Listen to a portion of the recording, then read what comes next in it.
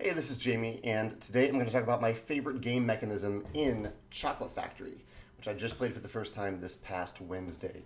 It is an engine building, chocolate making, and chocolate selling game that has a really cool component slash mechanism that I really enjoyed for several different reasons.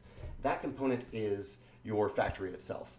And I don't know if you can tell here in the video, yeah, there you go, you can see that it is a dual layered mat with this slot right here that you are sliding tiles through that have stuff on them. That stuff will evolve from cocoa beans all the way through to boxes of chocolate if you want it to get that far. This component is really cool. I love the feeling, both thematically and mechanically, of sliding the tiles through this assembly line. You put them in every round and you push them through, push 3 tiles through every round, unless you have a card that says otherwise. I really like that mechanism. It's very satisfying, very thematic to have this assembly line going.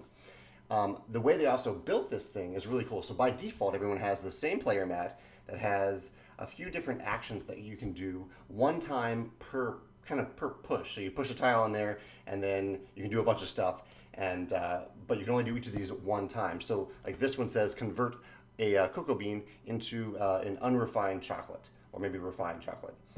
This is upgrade one of your tokens 1 level. This is take a token off the assembly line and put it in your little warehouse, which is another card that's off by the side of the board. So sometimes you might want to take something off the assembly line early so that you can use it right away.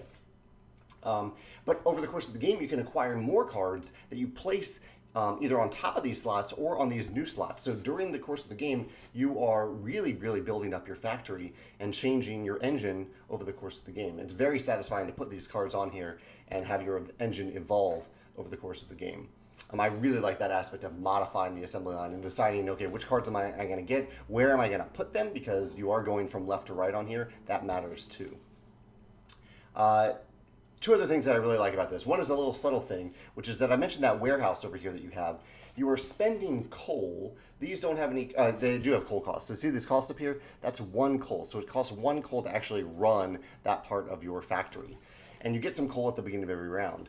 But you can also spend any token in your warehouse, not on your assembly line, but in your warehouse as coal. So that's one of the reasons you might want to take something off your warehouse early. Maybe you're not going to use it, and you can use it instead to use as coal to run different parts of your factory, because you will run out of coal. You won't be able to do everything that you want every round. So having that backup of using chocolate as coal is really nice for this factory mechanism. And last, the other thing that I really liked about this game is that a ton of it is simultaneous. There is a little drafting phase that's not simultaneous, and there's a selling phase that is technically not simultaneous, but it might as well be. We played it simultaneously. But this part of the game is completely simultaneous, which is great because it's very thinky. There is a programming aspect to this where you're thinking, okay, if I'm doing this thing right now, what does that mean further down the line because of these other cards that I have? What is the exact timing I need to figure out to make this work? But you can do that all simultaneously. You're doing 3 pushes, as I mentioned, 3 pushes of the tiles. You're putting 3 cocoa beans into this assembly line over the course of each round. And just that you can kind of sit there and you have time to think through it because everyone else is doing the same thing at the same time. You're not really waiting on anyone. You're not taking individual turns where you're just sitting there waiting. I love that it's essentially it is simultaneous, and you can really take your time and think about it and make the choice that feels right for you. And it doesn't bog down the game because everyone else is doing the same thing at the same time. I really like that they added that element to this game, that simultaneous element to the assembly line. Yeah, this is just a really cool mechanism. I don't think I've seen this type of assembly line in another game. The closest I can think of kind of is maybe Kanban.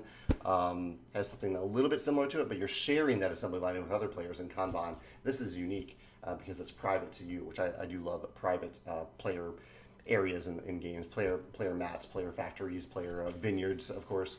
So yeah, this is a really cool mechanism. I'd love to see it in other games, but Chocolate Factory does it really well out of the gate.